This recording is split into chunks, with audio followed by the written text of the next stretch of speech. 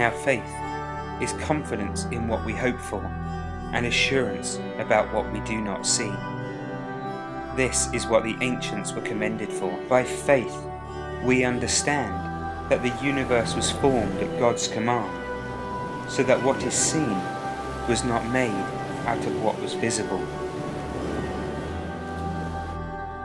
By faith Abel brought God a better offering than Cain did. By faith he was commended as righteous when God spoke well of his offerings, and by faith Abel still speaks, even though he is dead. By faith Enoch was taken from this life, so that he did not experience death. He could not be found because God had taken him away. For before he was taken, he was commended as one who pleased God. And without faith, it is impossible to please God. Because anyone who comes to him must believe that he exists, and that he rewards those who earnestly seek him. By faith, Noah, when warned about things not yet seen, in holy fear built an ark to save his family. By his faith he condemned the world and became heir of the righteousness that is in keeping with faith. By faith Abraham, when called to go to a place he would later receive as his inheritance, obeyed and went, even though he did not know where he was going. By faith he made his home in the promised land like a stranger in a foreign country. He lived in tents, as did Isaac and Jacob, who were heirs of the same promise. For he was looking forward to the city with foundations, whose architect and builder is God. And by faith, even Sarah, who was past childbearing age, was enabled to bear children, because she considered him faithful who had made the promise. And so from this one man, and he as good as dead, came descendants as numerous as the stars in the sky, and as countless as the sand on the seashore.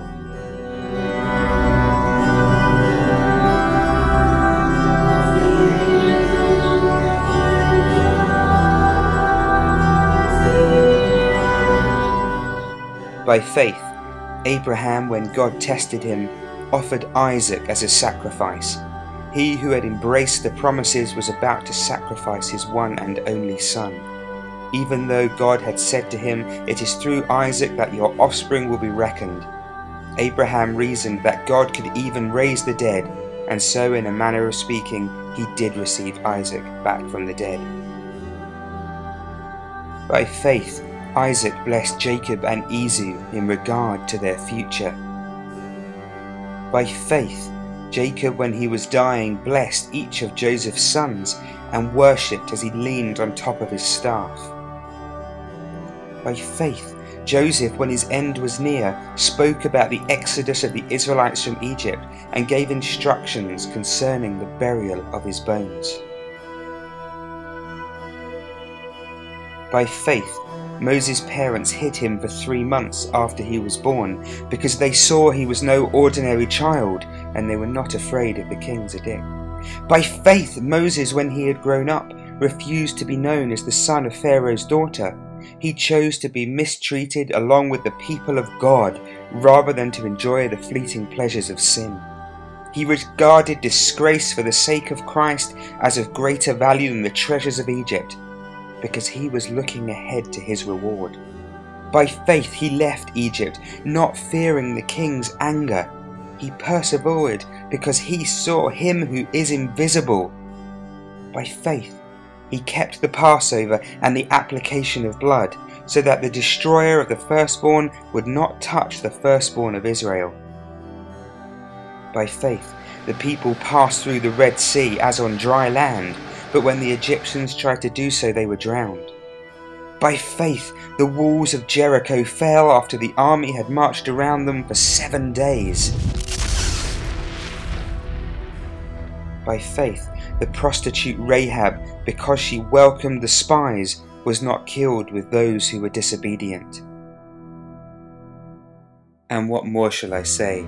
I do not have time to tell you about Gideon, Samson, Barak, Jephthah, Daniel, Samuel, and the prophets, who through faith conquered kingdoms, administered justice and gained what was promised, who shut the mouth of lions, quenched the fury of the flames, and escaped the edge of the sword, whose weakness was turned to strength, and who became powerful in battle and routed foreign armies. Women received back their dead, raised to life again. There were others who were tortured, refusing to be released so that they might gain an even better resurrection. Some faced jeers and flogging, and even chains and imprisonment. They were put to death by stoning. They were sawed in two. They were killed by the sword. They went about in sheepskins and goatskins, destitute, persecuted and mistreated. The world was not worthy of them. They wandered in deserts and mountains, living in caves and in holes in the ground.